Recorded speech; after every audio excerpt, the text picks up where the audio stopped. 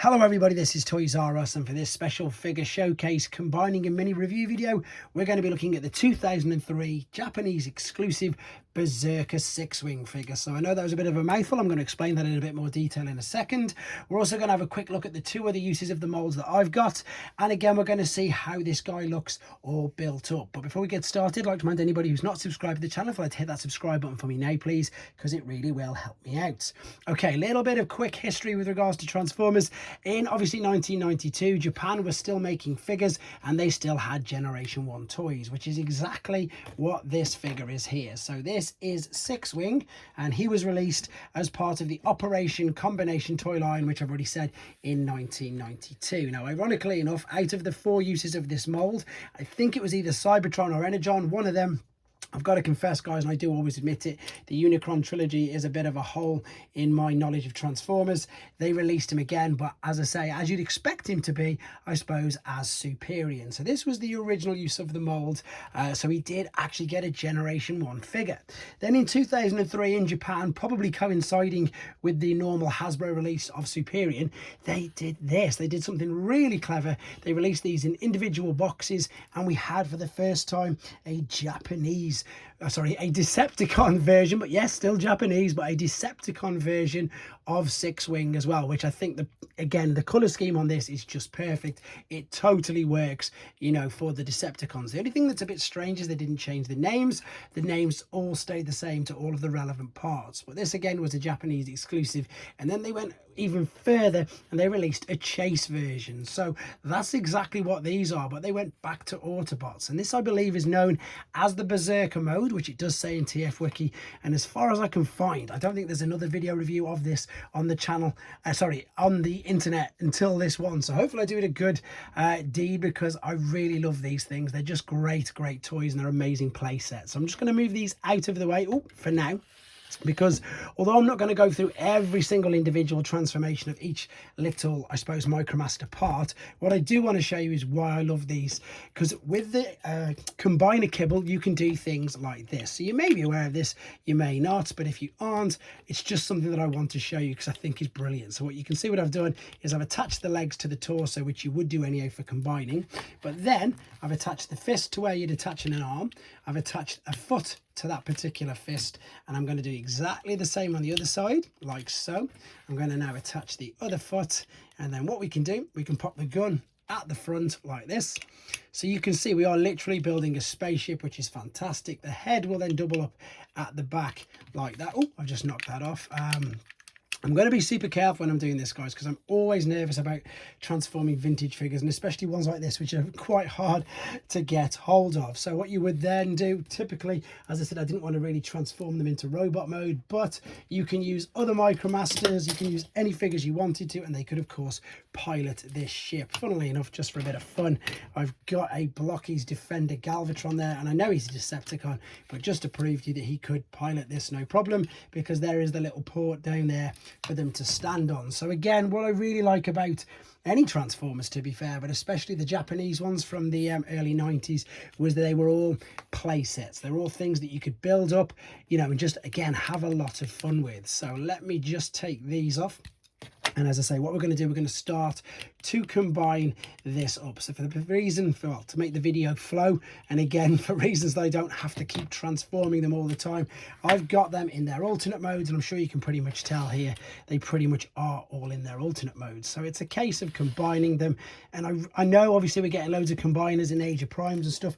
It would have been interesting to see if we could have some Micromaster combiners as well. Right, so chain gun is the AH-64 Apache attack helicopter. So that is this guy. It's got to be this guy. And funnily enough, considering, I don't know if he's the leader or not, but this guy is going to attach to the back of here. So what I'm going to do, in fact, no, I might as well just do it. We're going to fold this bit over. We're going to extend out the legs like so. And he literally just beefs up the back, to be honest. So via that port, which again, we could have had him standing in there piloting it, he's going to attach back there. And in a way, it just sort of fills the gaps, doesn't it? It fills up the gaps.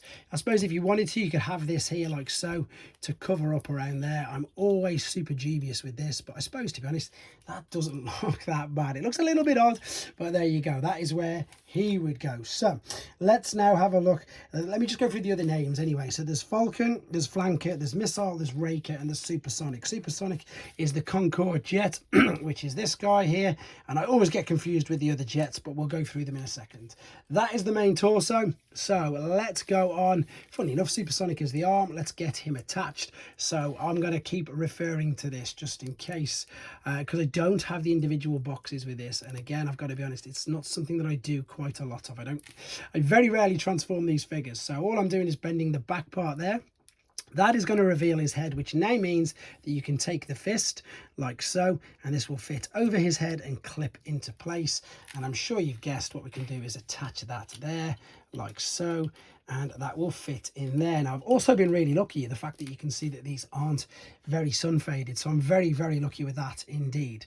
Right, let's move on to the space shuttle. The space shuttle is Raker. That's class, because of course that's got to be something to do with Moonraker. It's just got to be, hasn't it? You'd think it would be. If it wasn't, they're definitely missing a trick with regards to that. So we're going to fold the nose down there.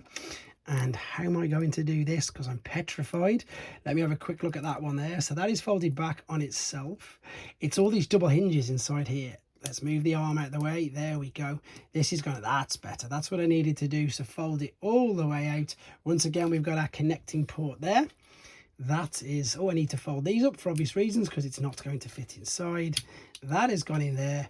And we're going to do the same thing with this particular fist. You can see it's going to slot over. The way to tell, of course, is the thumbs on the one side, and on the underside it's completely hollow.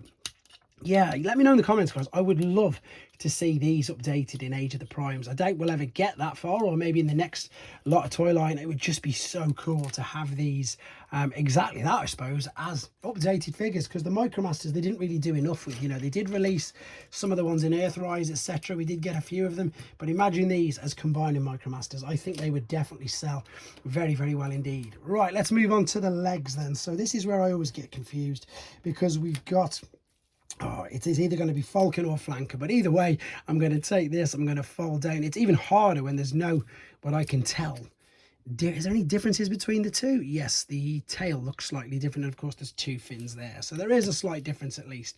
Because he's going on this leg, I'm going to fold that in, and to be honest, we don't need to do any more. This is where I get really nervous, if I'm going to be super honest, because I'm going to now attach under there on the tab and clip these little teeny white tabs underneath as well, and that's going to fit onto there, rest over the top rather like so.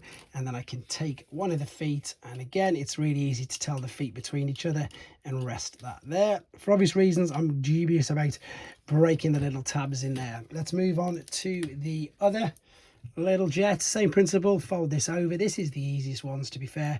Nice and careful. I'm holding the hinge for obvious reasons. The last thing I'm going to be doing is snapping one of these. Right, this is going to go into there, and that's holding in place as well. We're going to now attach the foot plate. I'm going to stand this up. There we go. I always save the head till last, to be honest. Right, so this guy, let me see, is this the, no, I don't think it's the jet bomber, I'm not too sure.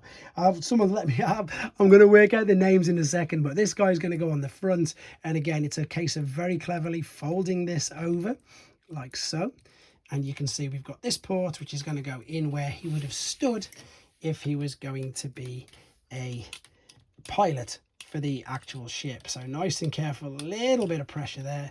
Right, let me get this hinge to hold up there, so it's going to cover that gap. There we go. So you can see this is really starting to take place, take shape rather. Let's get the head. The head is going to fit. Look at the head. The head's beautiful. Nice little red eyes there with a bit of silver, and I just think that the white on it really works. I don't know if mine's yellowed or whether it's just the way that it was. I'm not too sure. And I'm going to, of course, attach the gun there like so, and that completes the build of your Berserker. What's the word I'm after? Berserker Sixwing figures. So this is the chase one. That's, if you want to find one for yourself, that's what you're going to need to use to search for them. So it's the Sixwing 2003 chase version, Japanese exclusive. There he is with the other two. Again, Japanese exclusives. Let me know what you think in the comments, guys. Thanks for watching. Take care.